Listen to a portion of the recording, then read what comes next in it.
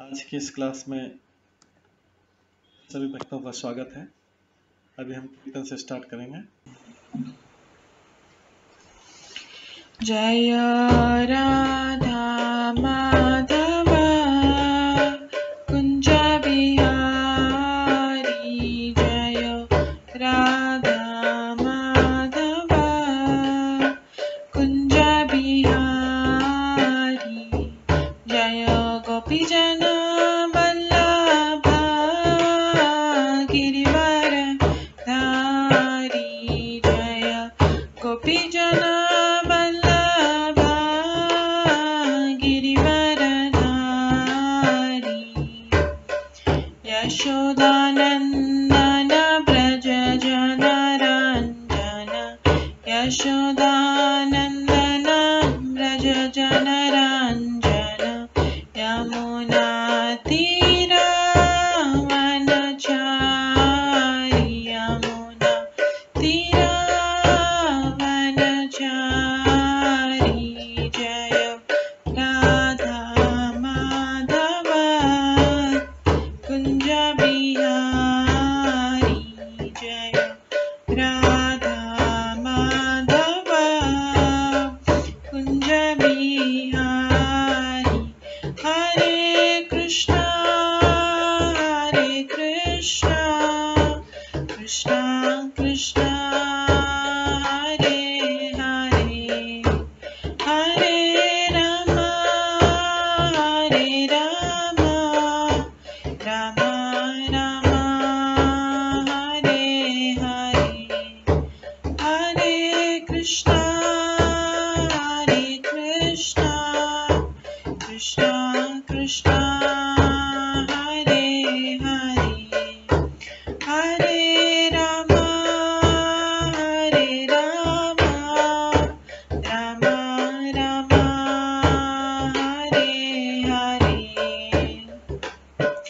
हरे कृष्णा कृष्णा कृष्णा हरे हरे, हरे राम राम राम हरे हरे, हरे कृष्णा कृष्णा कृष्णा हरे हरे, हरे राम राम राम हरे हरे, हरे कृष्णा कृष्णा कृष्णा हरे हरे, हरे राम राम राम हरे हरे, हरे कृष्णा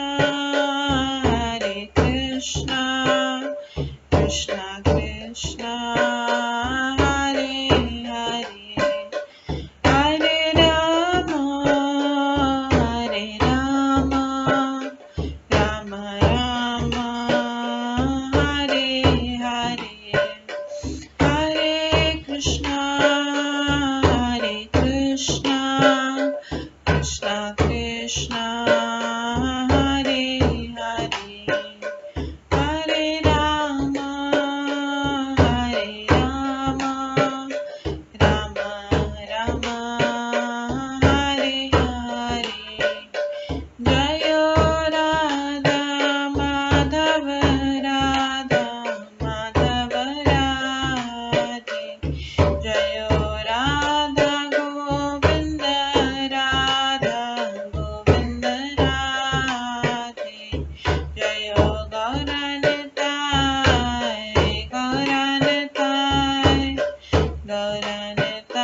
जय गौरनिताय, जय जय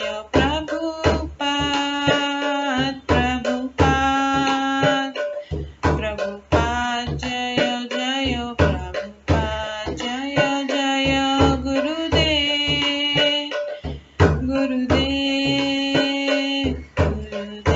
जय जय गुरुदेव, नित्य गौर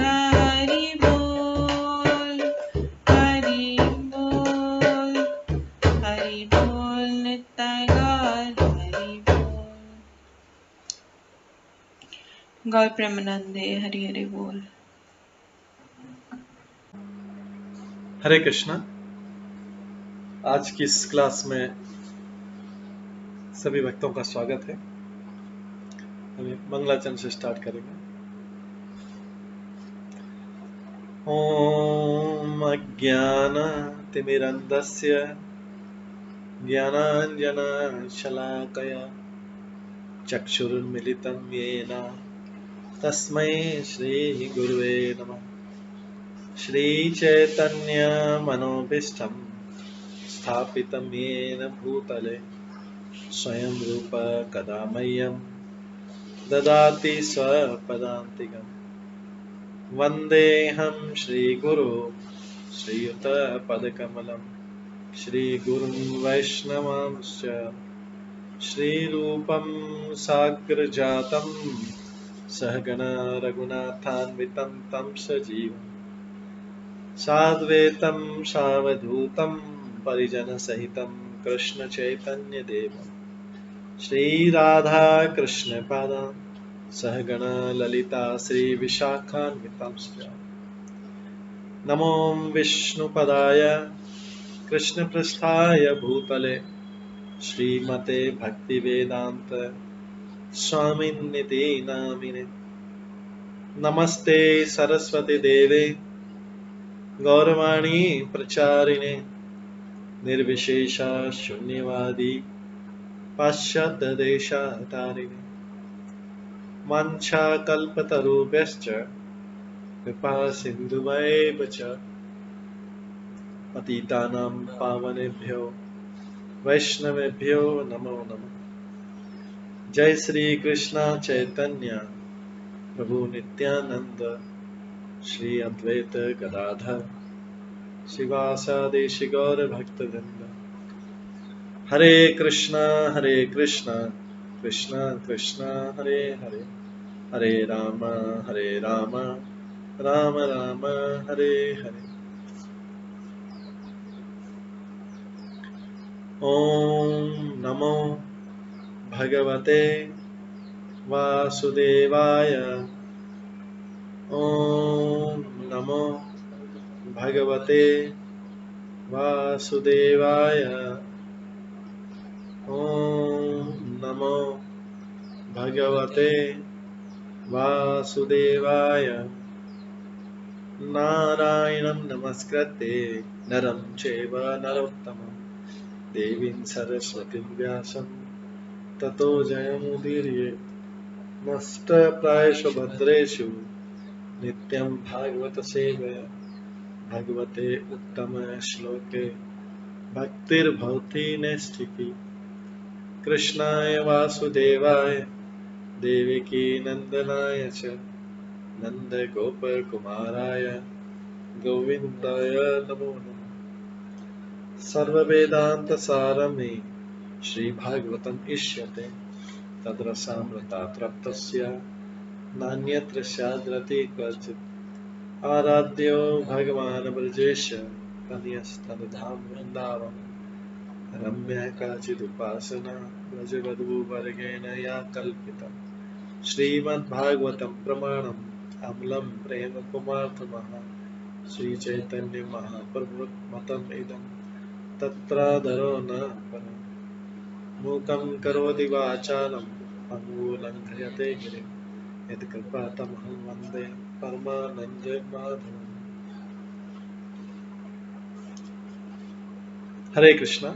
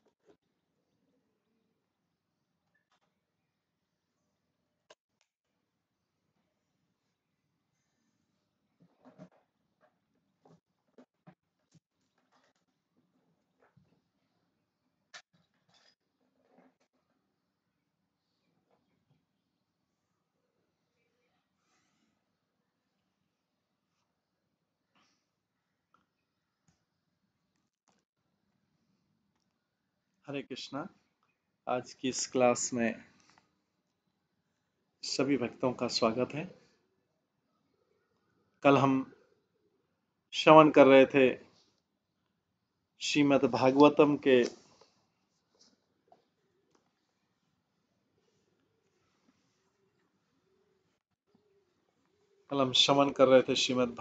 के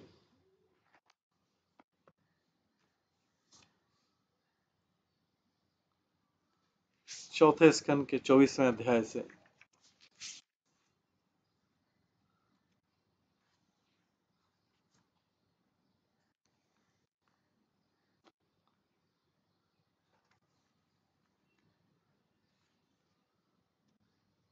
जिसमें हमने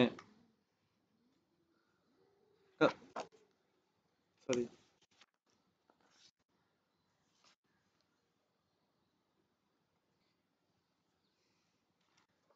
कल हम श्रीमद् भागवतम के चौथे स्कंद के 12वें अध्याय से श्रवण कर रहे थे, जिसमें ध्रुव महाराज का भगवान के पास जाना था।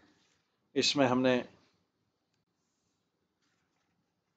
श्रवण किया था कि किस प्रकार से ध्रुव महाराज ने सप्तऋषि कहलाने वाले ऋषियों के 7 लोकों को पार किया। ये जब विष्णु का विमान उनको ले जा रहा था तो उन्होंने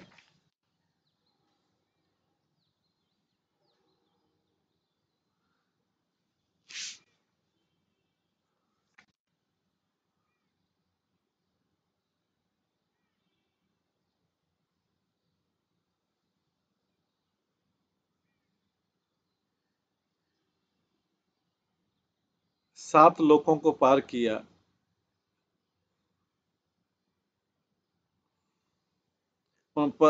इसके परे उन्होंने इस लोक में अविचल दिव्य पद प्राप्त किया, जहां भगवान विष्णु रहते।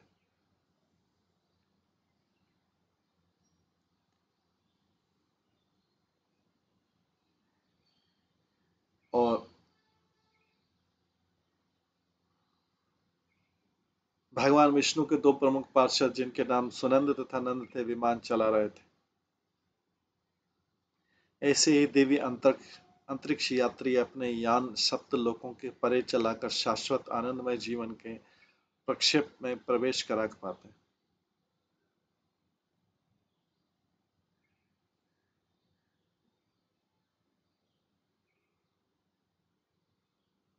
ऐसे दिव्य अंतरिक्ष यात्री अपना यान सप्त लोकों के परे चलाकर शाश्वत आनंदमय जीवन के प्रक्षेत्र में प्रवेश करा पाते हैं।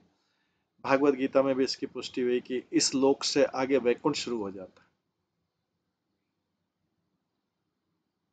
जहां हर वस्तु स्थायी और आनंदमय है। और ये लोक विष्णु लोक या वैकुंठ लोक कहलाते हैं। वहीं ज्ञान का आनंदमय जीवन प्राप्त हो सकता है। वैकुंठ लोक के नीचे भौतिक ब्रह्मांड है, जहां ब्रह्मा तथा अन्य ब्रह्मलोक के वासी प्रलय होने तक वास करते हैं, किंतु ये जीवन स्थायी नहीं।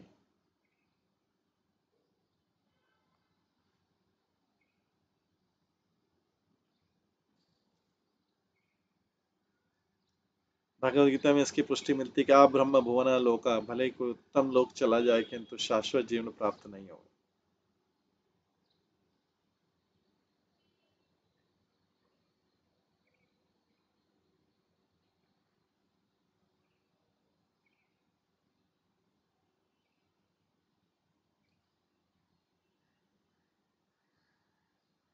आगे हम श्रवण करते हैं कि जो लोग दूसरे जीवों पर दयालु नहीं होते हैं,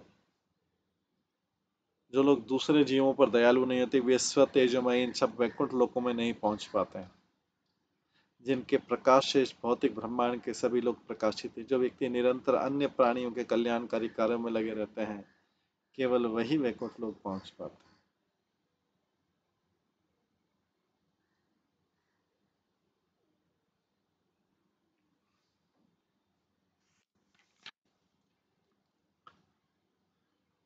कृष्ण भावना भावित व्यक्ति सदैव यह सोचने में लगा रहता है कि दुखी मानव जाति को किस प्रकार भगवान में धाम में लाया जाए।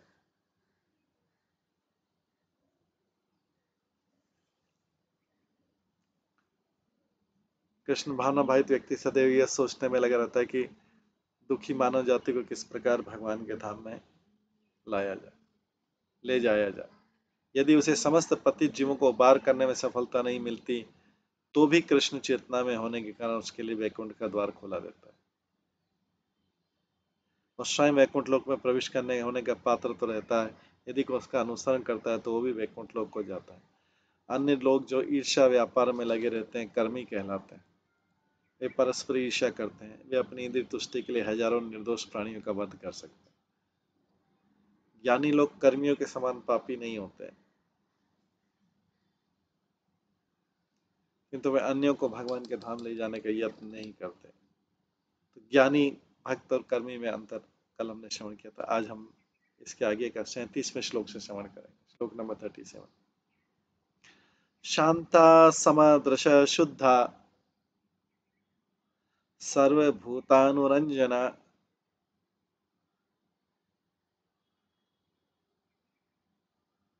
यान्तांजसायाच्युत।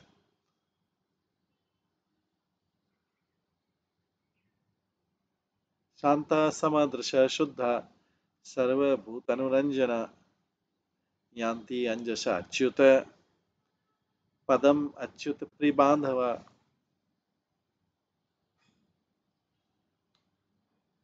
तो यहाँ पे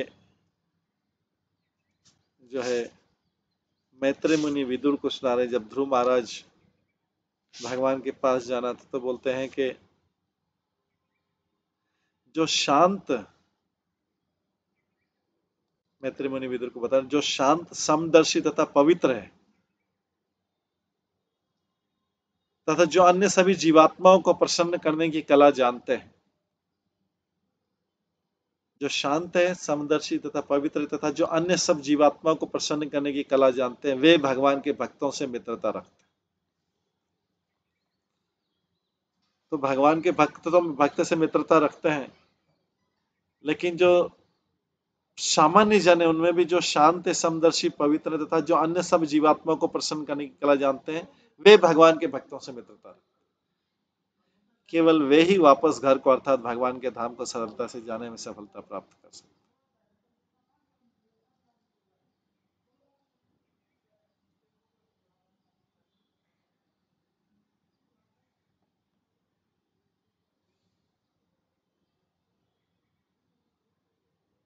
तो जो शांत, समदर्शी तथा पवित्र तथा जो अन्य सभी जीवात्माओं को प्रसन्न करने की कला जानते हैं, वे भगवान के भक्तों से मित्रता रखते हैं। केवल वे ही वापस घर को अर्थात भगवान के धाम को सरलता से जाने में सफलता प्राप्त कर सकते। तात्पर्य इस श्लोक के वर्णन से पूरा पूरा संकेत मिलता है कि भगवान के भक्त ही वैकुंठ लोक में प्रवेश करते हैं। पहली बात यह कहेगी कि भक्त शांत होते हैं, क्योंकि वे अपनी इंद्रिय तृप्ति के लिए उनकी कोई मांग नहीं रहती। वे तो भगवान की सेवा में समर्पित रहते हैं। कभी कभी शांत नहीं भी रह सकते कर्मी का, लेकिन कर्मी तो कभी भी शांत नहीं रहते। कर्मी तो कभी भी शांत नहीं रह सकते, क्योंकि उनकी बड़ी बड़ी मांगे होती है। ज्ञानी भी शांत नहीं हो सकते, क्योंकि मुक्ति प्राप्त करने अथवा परब्रह्म से तदाकार होने के प्रयास में अत्यधिक व्यस्त रहते। इस प्रकार से योगी योग शक्ति प्राप्त करने के बाद भी अशांत बने रहते हैं, किंतु भक्त शांत बना रहता है, क्योंकि भगवान पर पूर्णतः समर्पित रहता है कि अब जो भगवान जो करेंगे वही फाइनल। लेकिन कर्मी, ज्ञानी और योगी को, कर्मी को उसकी इच्छा के अनुसार नहीं होगा तो वो शांत कैसे होगा?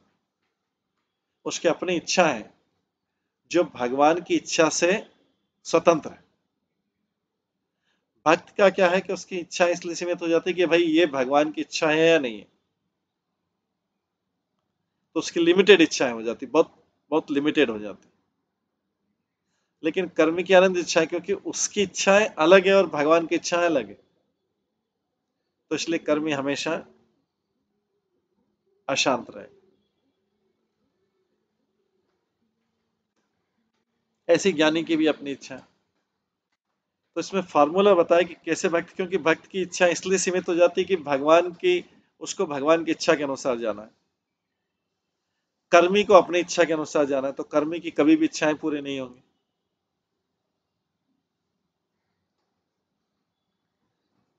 जैसे शिशु अपने माता पिता पर आश्रित रहता है तो परम शांति पाता है। शिशु जैसे अपने माता पिता पर आश्रित है तो परम शांति सेटिस्फाइड रहता है, लेकिन जैसे ही वो माता स्वतंत्र होता है, बड़ा होकर स्वतंत्र, उसकी अनेक इच्छाएं जाती, फिर वो शांत नहीं रहता। पहले कैसे शांत था वो बालक? क्योंकि माता पिता की इच्छा के अनुसार हो जाता था। लेकिन अभी अशांत क्यों है? क्योंकि माता पिता से स्वतंत्र हो गया। तो भक्त समदर्शी होता है, वो सबों को एक ही दिव्य पथ पर देखता है।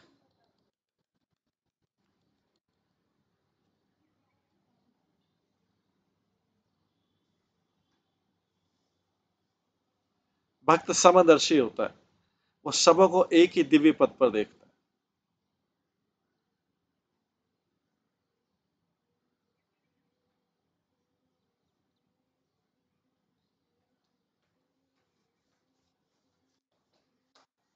भक्त समदर्शी होता है, सबों को एक ही दिव्य पथ पर देखता है। वह जानता है कि यद्यपि अपने पूर्व कर्म के अनुसार बद्ध जीव विशेष शरीर धारण करता है, किंतु वस्तुतः हर जीव परमेश्वर का अंश। भक्त सभी जीवात्माओं को आत्मदृष्टि से देखता है, आत्मा की दृष्टि से, और देहात्म पे नहीं देखता।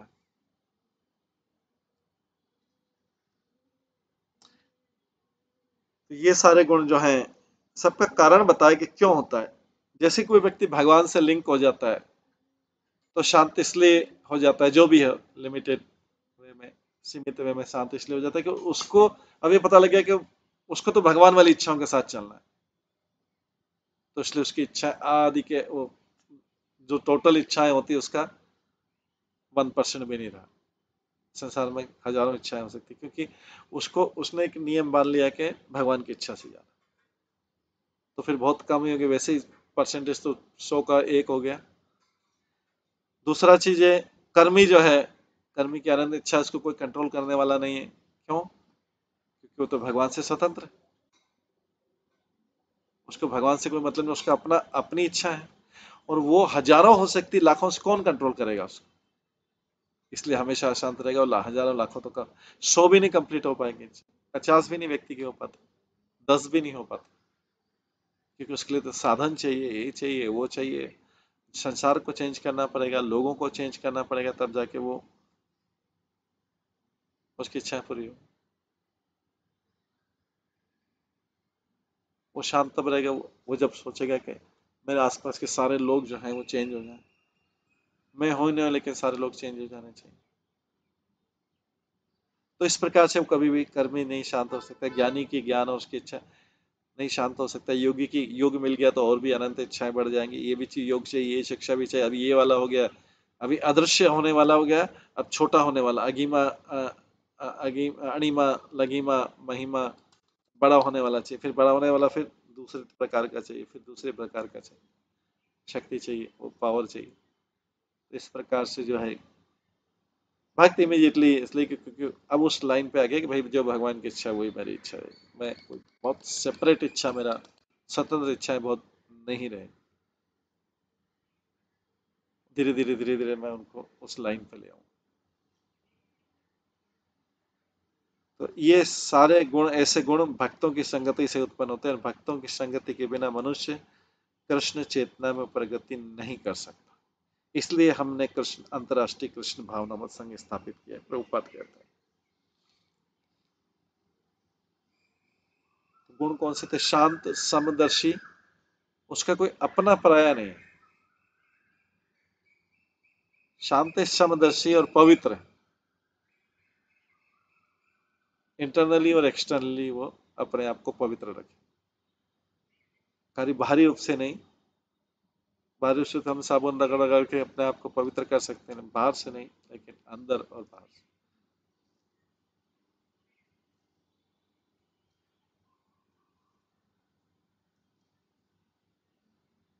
तो जो शांत, समदर्शी तथा पवित्र तथा जो अन्य सभी जीवात्माओं को प्रसन्न करने की कला जानते हैं, वे भगवान के भक्तों से ही मित्रता रखते हैं। उनकी मित्रता और कोई सगा संबंधी उनका नहीं।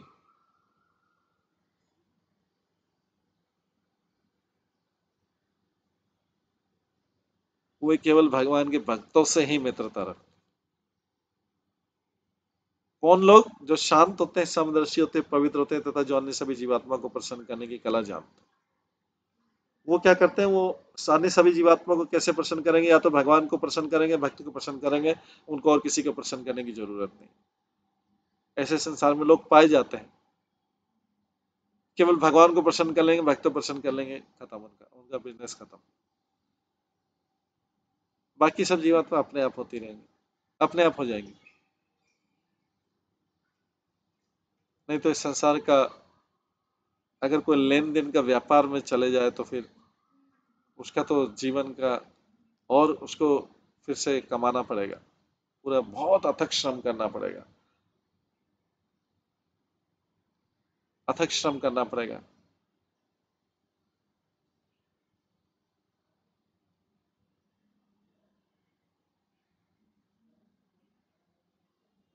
तो इसलिए जो शांत है, समदर्शित और पवित्रता था, जो अन्य सभी जीवात्मा को प्रसन्न करने की कला जानते हुए भगवान के भक्तों से ही मित्रता रखते, उनको प्रसन्न कर लिया मतलब उन्होंने सबको प्रसन्न कर लिया, और केवल वे ही वापस घर को अर्थात भगवान के धाम को सरलता से जाने में सफलता प्राप्त।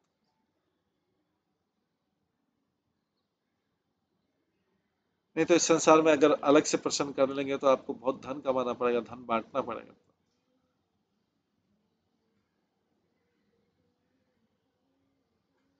बहुत धन बांटना पड़ेगा।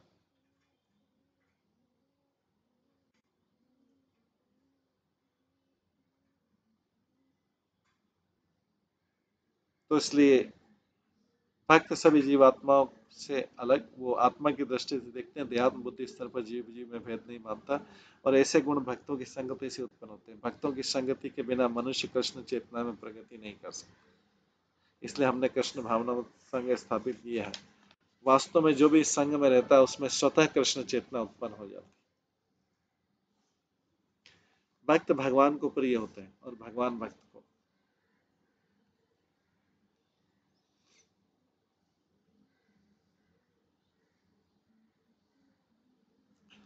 भक्त भगवान को प्रिय होते हैं, भगवान भक्त को। तो इनका आपस में ही चलता रहता है, भक्त और भगवान। केवल इस स्तर पर मनुष्य कृष्ण चेतना में प्रगति कर सकता। जब तक ये रिलेशनशिप सही नहीं है, बाकी सब रिलेशनशिप एकदम यूजलेस है, वैसे यूजलेस, चाहे उसको कितना भी मेंटेन कर लो, कितना भी मेंटेन कर लो, थक जाओ आप मेंटेन देते देते थक जाओ। लेकिन अगर आपने ये रिलेशनशिप को स्ट्रांग कर लिया,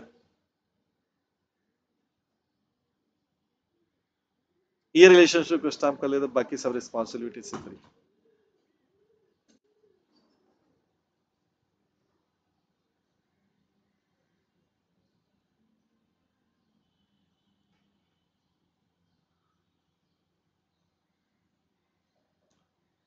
कृष्ण भावनामत व्यक्ति पुरुष अथवा भगवान के भक्ति ही हर किसी को प्रसन्न रख सकता है। तो ये फार्मूला दिया है।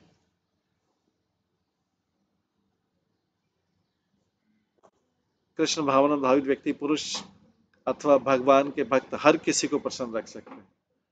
कैसे के द्वारा? प्रचार करके, ज्ञान वितरित करके हर किसी को प्रसन्न कर सकते।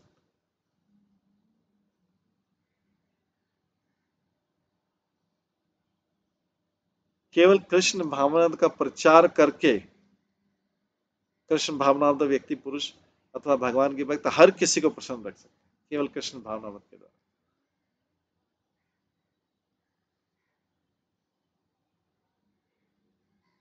जैसा कि कृष्ण भावनामत आंदोलन से परिलक्षित होता है, हम बिना भेद के सबको आमंत्रित करते हैं, हम सबसे बैठने और हरे कृष्ण मंत्र का जप करने के कहते हैं, हम जितना भी प्रसाद देते हैं, दे सकते हैं, लेने को कहते हैं। इस प्रकार हम सभी हमसे प्रसन्न रहते हैं क्योंकि हम प्रसाद देते हैं। प्रभुपाद यहाँ पे क्लियरली बोल रहे हैं कि भगवान के भक्त हर किसी को प्रसन्न कर सकते हैं, भाई प्रसाद ले लो, लेना है, बाकी हम कुछ नहीं दे सकते।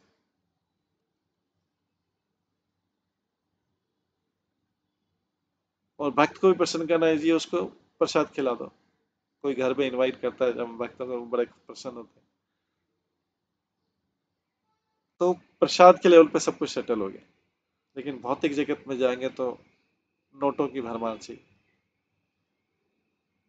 और बिना किसी कारण से।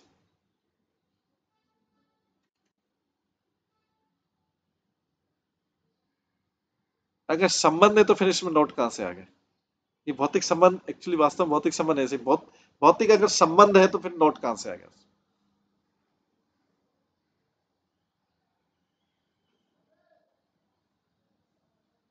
क्योंकि संबंध चाहे अमीर हो गरीब हो सब जगह करेंसी चाहिए। तो वास्तव में वो संबंध जो है वो धन के आधार पर है, क्योंकि भगवान के साथ संबंध में धन नहीं है, या भक्तों भक्तों के संबंध में प्रसाद तक सीमित रह गया।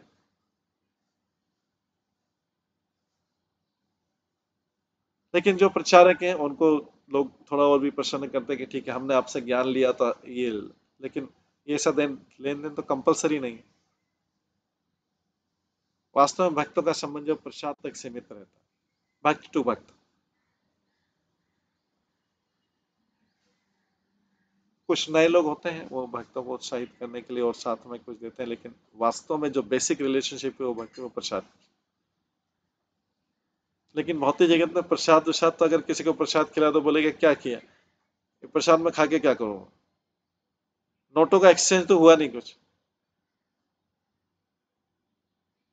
तो ऐसा संबंध जो है वो इसीलिए झूठा संबंध, एकदम फ्रॉड संबंध है।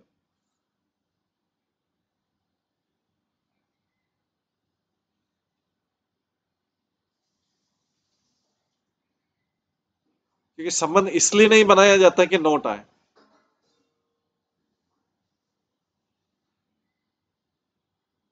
कहीं से नोट आते रहे, ये संबंध इसलिए नहीं बनाया जाता। वो संबंध इसलिए झूठा संबंध होगा।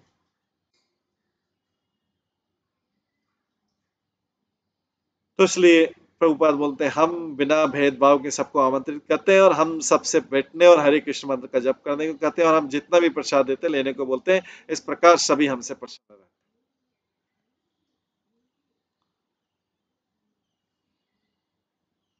क्योंकि एक बार किसी को समझ में आ गया कि भक्त है तो इससे लेने देने की ज्यादा बात कर नहीं सकता अगर भक्त है।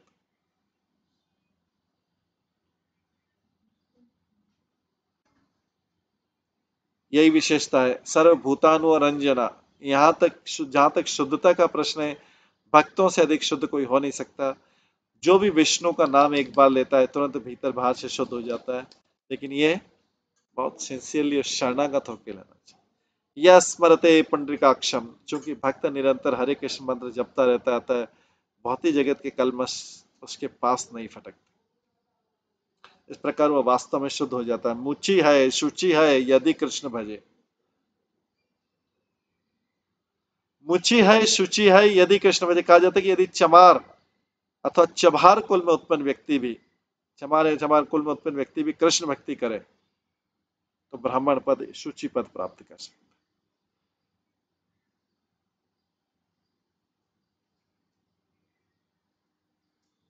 चमार शब्द आता है कि जो पशु की स्किन का निकालने का काम या करते थे, उससे जूते बनाना, और स्किन से पशु स्किन निकालना या उससे दूसरी चीजें बनाना।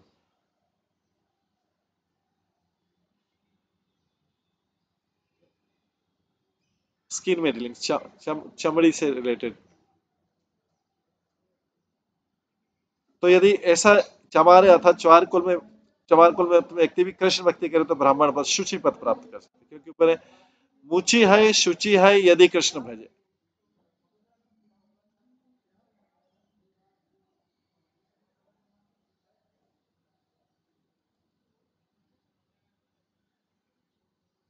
ऐसा व्यक्ति जो शुद्ध कृष्ण भक्त है और हरे कृष्ण मंत्र का जप करता है सारे विश्व में सर्वाधिक शुद्ध होता है। तो इसलिए यहाँ पे चमार शब्द है कि अपवित्र से अपवित्र व्यक्ति जो पशुओं की चमड़ी से रिलेटेड चीजें निकाल के उसके उसकी चीजें बनाता है, स्किन रिलेटेड,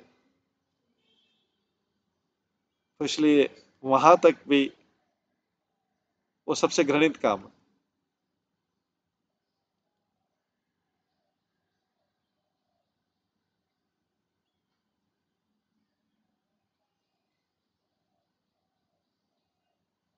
तो इसलिए क्या गया, मुचि है शुचि है यदि कृष्ण भज।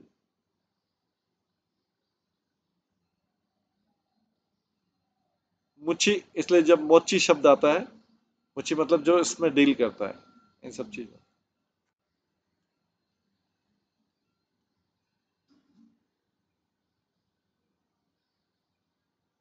ऐसा व्यक्ति जो शुद्ध कृष्ण भक्त हरे कृष्ण मंत्र के जप करता है सारे विश्व में सर्वाधिक शुद्ध हो।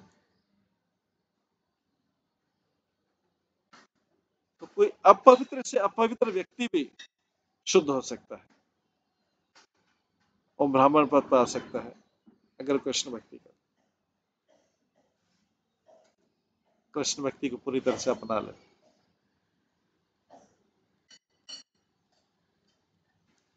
38वां श्लोक बता इति तान पाद पुत्रो ध्रुव कृष्ण परायण अभूत पुत्रायणाम लोकानाम चूड़ामणि एवं अमल।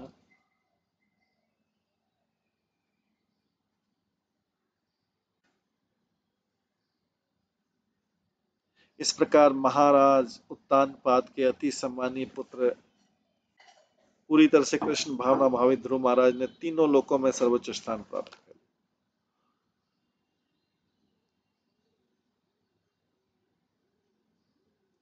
तात्पर्य संस्कृत भाषा का कृष्ण परायण शब्द कृष्ण भावनामत या कृष्ण चेतना का सही द्योतक है। परायण का अर्थ है अग्रसर होना।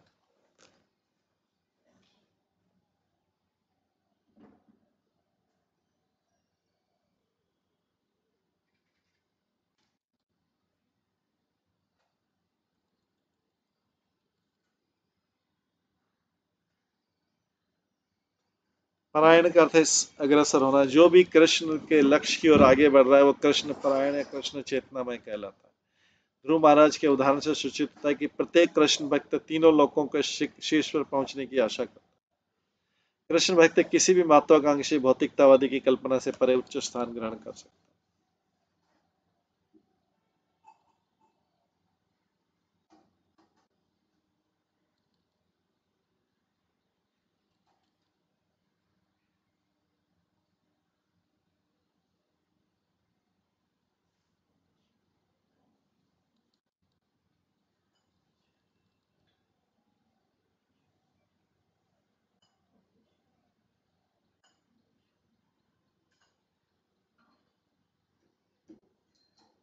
कृष्ण भक्त किसी भी महत्वाकांक्षी भौतिकतावादी की कल्पना से परे उच्च स्थान ग्रहण कर सकता है।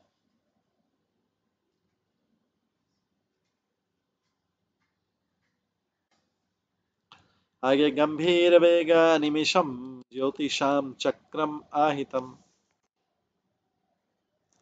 यस्मिन् भ्रमति कौरव्य मेढ्याम एव गवाम गणः।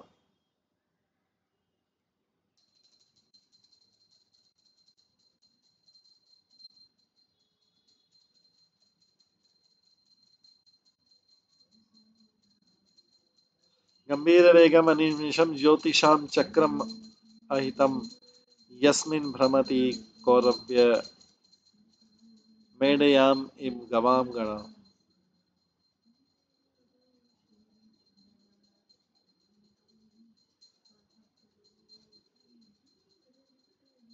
संत मैत्रेय आगे का है कौरवंशी विदुर जिस प्रकार बैल अपनी दाई और बांधे मध्यवर्ती लट्ठे के चारों चक्कर लगाते हैं उसी प्रकार आकाश के सभी नक्षत्र अत्यंत वेग से ध्रुव महाराज के धाम का निरंतर चक्कर लगाते हैं। जिस प्रकार बैल अपनी दाई और बांधे मध्यवर्ती लट्ठे के चारों चक्कर लगाता रहता है। जब ऑयल पहले ऑयल मशीन के नहीं था तब मैन्युअली था सारा ऑयल। ऑयल निकालने की जो मशीन थी बस उसको घुमाना पड़ता था, हाथ से घुमाने के बजाय एक बैल को लगा देते थे, वो तेल निकालता।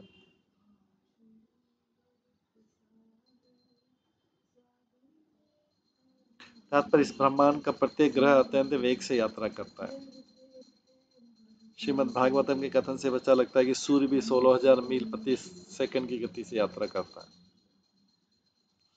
सूर्य भी 16,000 मील प्रति सेकंड की गति से यात्रा करता है।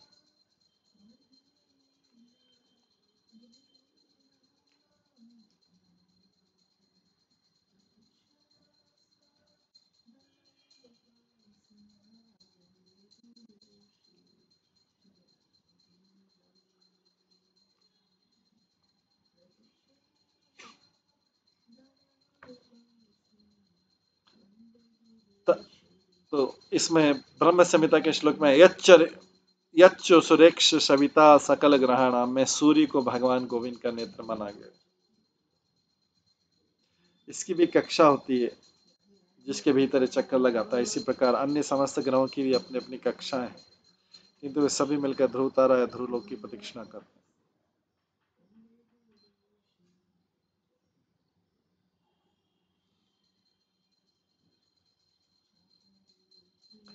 जहाँ पर उन तीनों लोकों के शीर्ष पर ध्रुव महाराज स्थित है। हम केवल अनुमान लगा सकते हैं कि भक्त का वास्तविक स्थान कितना ऊंचा होता है, अतः हम भगवान के पद की श्रेष्ठता का अनुमान लगा नहीं सकते। हम केवल भक्त का अनुमान लगा सकते हैं कि भक्त का पदवी कितनी ऊंची होती। इसलिए भक्तों के प्रति अपराध करना विनाशकारी होता है, सब कुछ विनाश हो जाता है। क्योंकि बताया कि भक्त का वास्तविक स्थान कितना ऊंचा होता है, यहाँ पे बता रहे हैं ध्रुव महाराज के। ध्रुव महाराज कहाँ पहुंच गए? वहां पहुंच गए जहां पे सप्तऋषि और सारे ग्रह उनके आसपास चक्कर लगा रहे हैं, जैसे कोलू का बेल चक्कर लगाता है।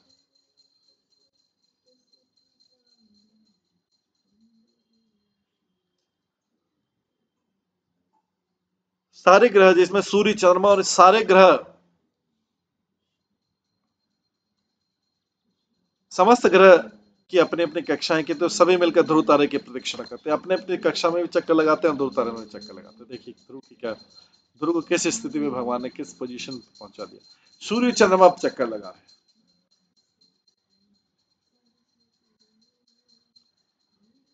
तो ये सभी मिलकर ध्रुव तारा ध्रुव लोक की प्रदक्षिणा करते हैं, जहां पर तीनों लोकों के शीर्ष पर ध्रुव महाराज स्थित है। तो हम केवल अनुमान लगा सकते हैं कि भक्त का वास्तविक स्थान कितना ऊंचा होता है, अतः हम भगवान के पद की श्रेष्ठता का अनुमान नहीं लगा सकते, केवल भक्त तक पहुंच सकते।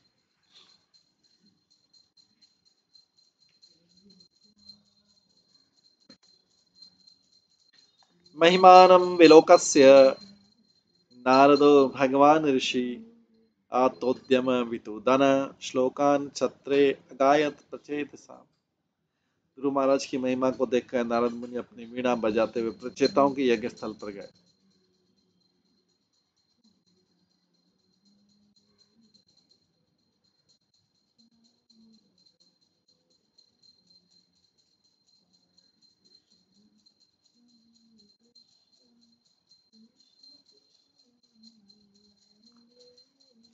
ध्रुव महाराज की महिमा को देखकर नारद मुनि अपनी वीणा बजाते हुए प्रचेताओं के यज्ञ स्थल पर गए और प्रसन्नता पूर्वक निम्नलिखित 3 श्लोकों का उच्चार किया।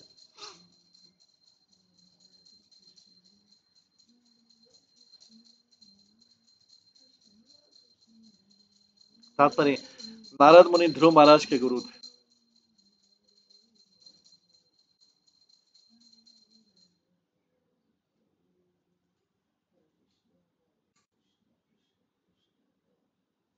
ध्रुव महाराज की महिमा को देखकर नारद मुनि अपनी वीणा बजाते प्रचेताओं के यज्ञ स्थल पर गए और प्रसन्नता पूर्वक निम्नलिखित 3 श्लोकों का उच्चारण किया।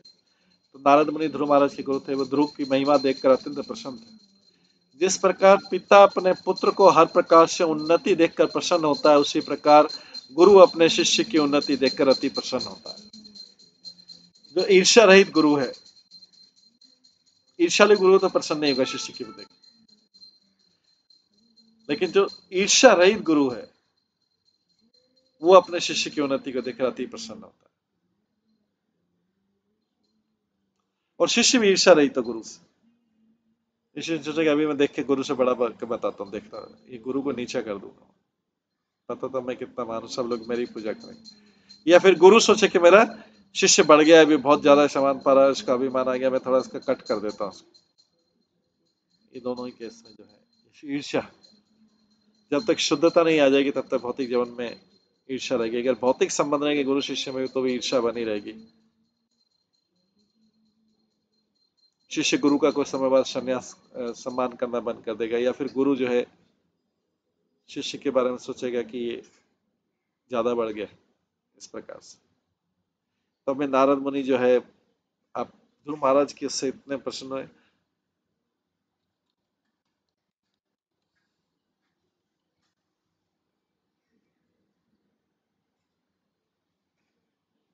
और प्रसन्नतापूर्वक निम्नलिखित 3 श्लोक का उच्चार किया उन्होंने। तो नारद मुनि जो 3 श्लोक बोलते हैं वो इस प्रकार है। नारद वाचा नूनं सुनीते पतिदेवताया स्तपः प्रभावस्य सुतस्य तां गतिं द्रष्टाभ्युपायान् अपि वेदवादिनो न एव दिगन्तुं प्रभवन्ति किमन्वप। महर्षि नारद ने आगे का अपनी आत्मिक उन्नति तथा सशक्त तपस्या के प्रभाव से ही पति परायण सुनीति के पुत्र ध्रुव महाराज ने ऐसा उच्च पद प्राप्त किया। महर्षि नारद कहते हैं कि अपनी आत्मिक उन्नति तथा सशक्त तपस्या के प्रभाव से पति परायण सुनीति के पुत्र ध्रुव महाराज ने ऐसा उच्च पद प्राप्त किया जो तथाकथित वेदांतियों के लिए भी प्राप्त करना संभव नहीं। बड़े बड़े ज्ञानी लोगों के प्राप्त करना संभव, वो सुनीति पुत्र ध्रुव ने प्राप्त किया।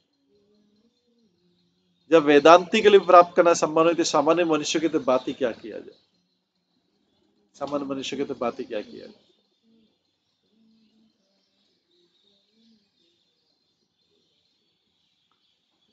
तात्पर्य श्लोक में वेदवादिनी शब्द महत्व का है। सामान्यतः जो व्यक्ति वेदों का दृढ़ता से पालन करता है वेदवादी कहलाता है।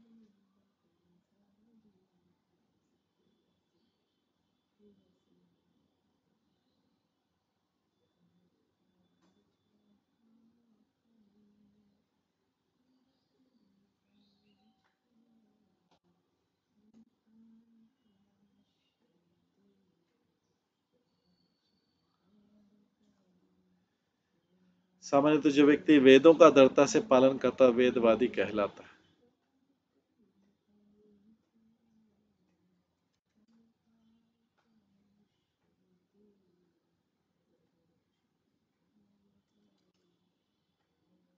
इनके साथ ही तथाकथित वेदांती भी हैं जो अपने आप को वेदांत दर्शन का अनुयायी घोषित करते हैं,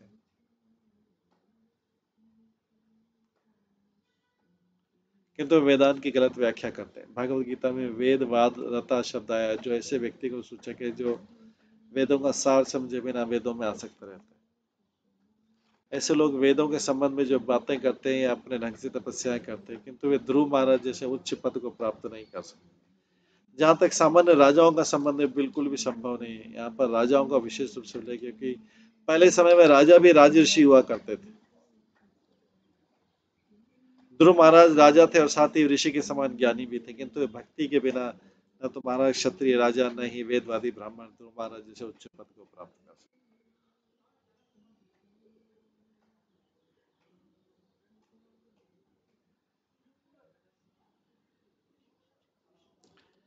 यह पंचवर्षा गुरुदारवाक्षरे भिन्नेन याथ हृदयेन दूयता वनम मतादेश कराजितं प्रभुं जिगाय तद्भक्त गुणे पराजितम्।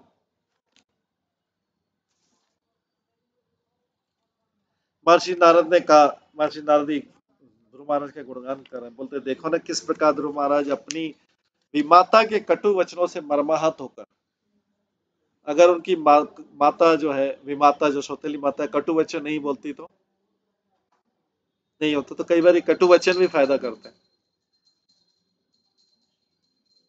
इसने ध्रुव महाराज को संसार से वैराग्य दिला दिया।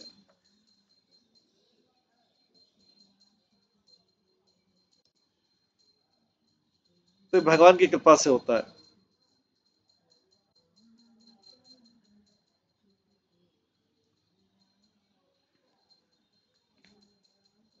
देखो ना किस प्रकार ध्रुव महाराज अपनी विमाता है सौतेली माता के कटु वचनों से मर्माहत होकर केवल 5 वर्ष की अवस्था में जंगल चले गए और उन्होंने मेरे निर्देश में तपस्या की। नारद मुनि बता रहे यद्यपि भगवान अजय हैं, किंतु ध्रुव महाराज ने भगवत भक्तों के विशिष्ट गुणों से समन्वित होकर उन्हें परास्त कर दिया।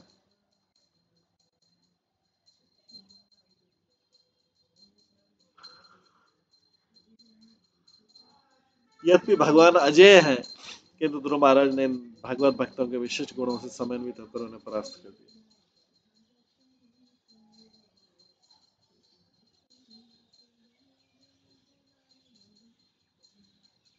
तात्पर्य परमेश्वर अजय है, उन्हें कोई भी जीत नहीं सकता, किंतु वे स्वेच्छा से अपने भक्तों की भक्ति के गुणों की अधीनता स्वीकार करते हैं। उदाहरण, भगवान कृष्ण अपनी माता यशोदा के नियंत्रण की अधीनता को स्वीकार किया क्योंकि महान भक्त थे।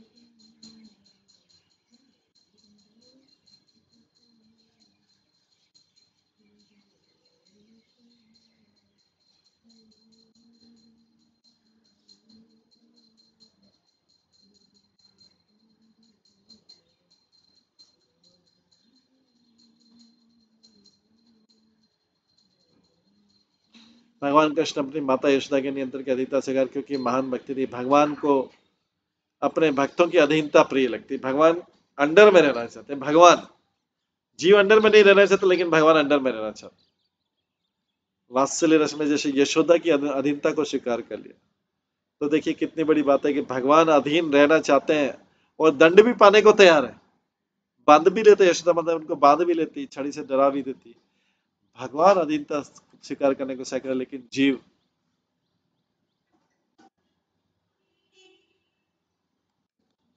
स्वीकार नहीं कर सकते।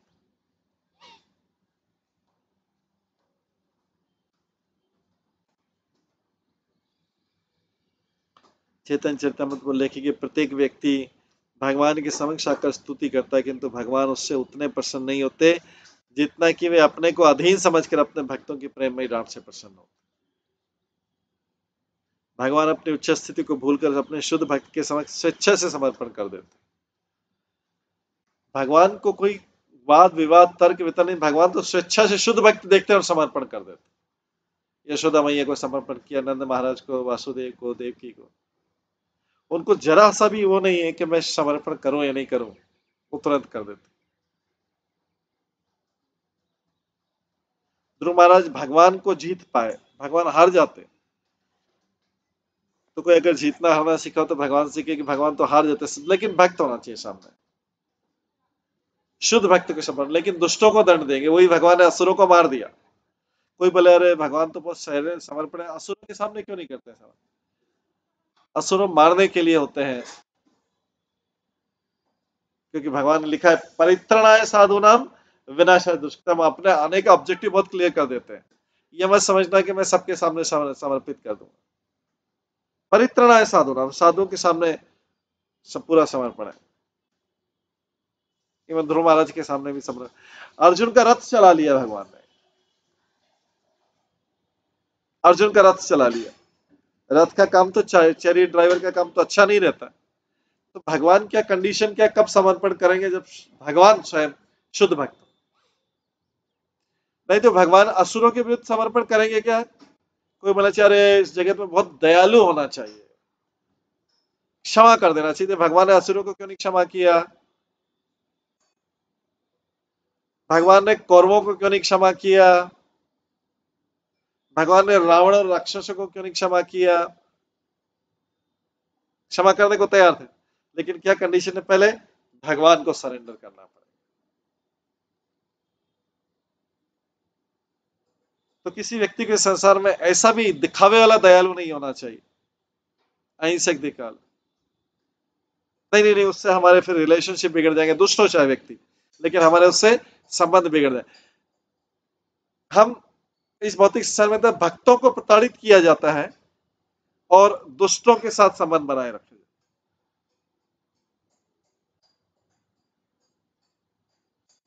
क्योंकि भक्त वीक कहलाते हैं नॉर्मली, कमजोर, शारीरिक रूप से या भौतिक रूप से। तो भक्तों को ये संसार ऐसा बना, भक्तों को प्रताड़ित किया था और दुष्टों से संबंध रखा जाता है, जबकि भगवान उल्टा करते हैं। भगवान का काम एकदम उल्टा है, भक्तों के सामने समर्पण कर देंगे और दुष्टों को मार देंगे।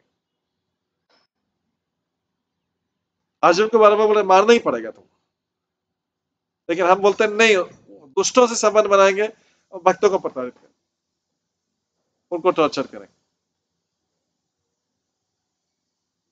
ये पूरा संसार ऐसा बना हुआ।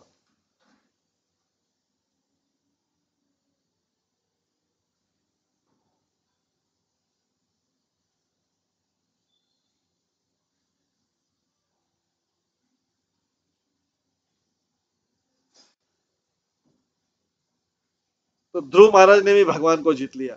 भगवान अपनी उच्च स्थिति को भूलकर शुद्ध भक्त के सामने स्वेच्छा से समर्पण कर देते। भगवान सरेंडर कर दो, क्योंकि पहले जीव ने उनको सरेंडर कर दिया।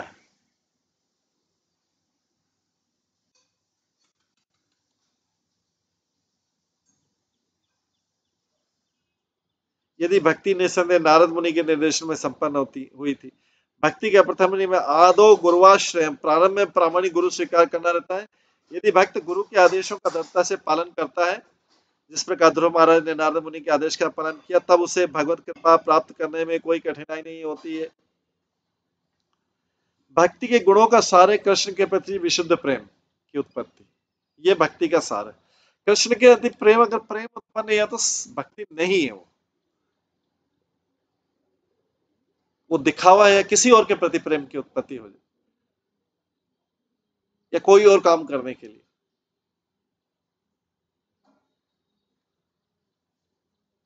तो अगर कोई बोल रहा है मैं भक्ति करता हूं, तो भक्ति के गुणों का सारे कृष्ण के प्रति विशुद्ध प्रेम की उत्पत्ति और उनकी प्रसन्नता, इसकी प्राप्ति कृष्ण के विषय में मात्र श्रवण से भी की जा सकती है।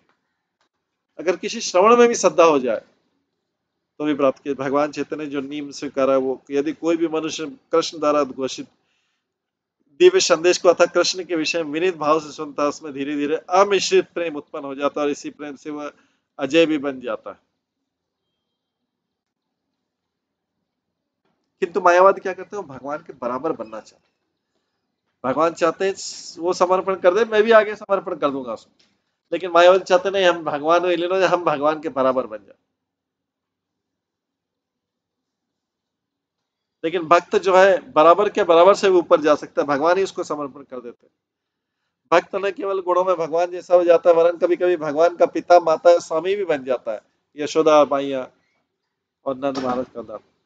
अर्जुन ने भी अपनी भक्ति के द्वारा भगवान कृष्ण को अपना सारथी बना लिया था।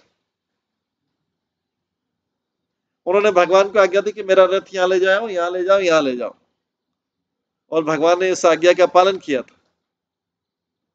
तो ये कतिपय उदाहरण जो बताते हैं कि किस प्रकार अजय को, जो किसी से जीत नहीं सकता, उसको जीतकर भक्त द्वारा उच्च पद प्राप्त किया जाए।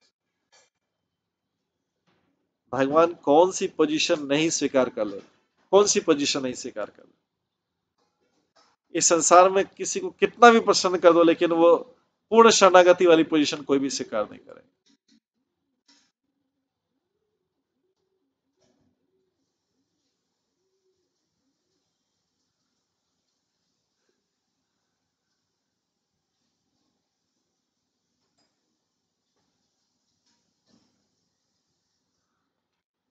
इस प्रकार से हम देखते हैं कि भगवान को भी कंट्रोल किया जा सकता है, नियंत्रण किया जा सकता है, भगवान को भी सबॉर्डिनेट बनाया जा सकता है। इस प्रकार से ये मैत्रेय मुनि ध्रुव महाराज के गुणों की प्रशंसा करें। कौन सी प्रशंसा, जो नारद मुनि ने ध्रुव महाराज के गुणों की प्रशंसा की थी। शिष्य ऐसा हो कि उसके गुरु भी उसकी प्रशंसा करने लग जाए। शिष्य ऐसा होना चाहिए कि उसके गुरु भी मजबूर हो जाए उसकी प्रशंसा के लिए, भगवान भी मजबूर हो जाए उसकी प्रशंसा के लिए।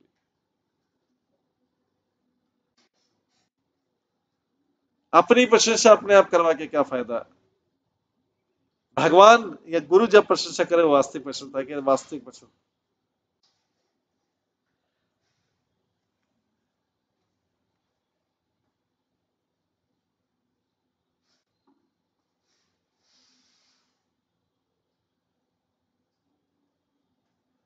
इस प्रकार से ये लीला को हम यहीं पे विराम देते हैं। इसके आगे की जो ध्रुव महाराज की लीलाएं और शिक्षा है वो कल की क्लास में श्रवण करेंगे। आज की क्लास में यहीं पे विराम करके सभी भक्तों का बहुत बहुत धन्यवाद। सभी भक्तों के लिए एक बार हरे कृष्ण महामंत्र का जप करते हैं। हरे कृष्णा कृष्णा कृष्णा हरे हरे, हरे राम राम राम हरे। श्रीमद् भागवतम महापुराण की जय। शिल प्रभुपाद की जय। सभी भक्त गणों की जय। सभी भक्तों को आज नित्यानंद त्रयोदशी की बहुत बहुत शुभकामनाएं। आज हाफ डे फास्टिंग है, आधा दिन फास्टिंग है। भक्त लोग मंदिर जा सकते हैं और अपने घरों में भी नित्यानंद त्रयोदशी मना सकते हैं। हरे कृष्ण।